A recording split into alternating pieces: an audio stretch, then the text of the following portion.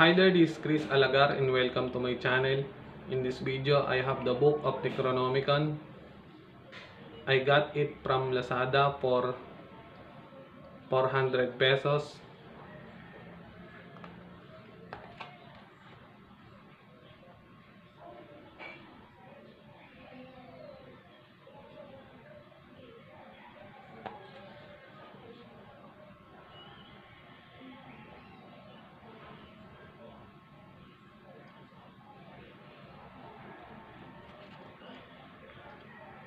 The book have nothing to read, just drawing of monsters.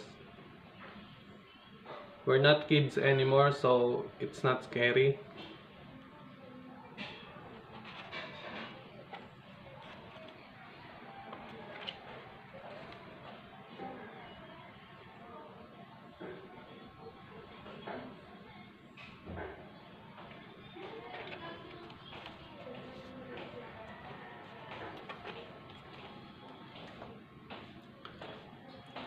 When I was a boy, I'm always inside the house.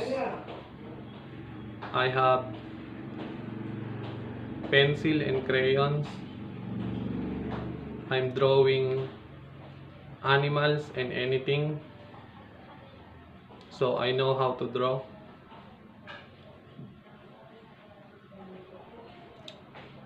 The drawing in this book is amazing.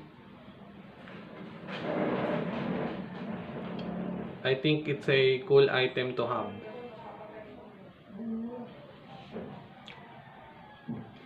So if you like this video, please click on the subscription down below, notification bell, like this goddamn video, you're fucking amazing. Thanks for watching. See you in the next video.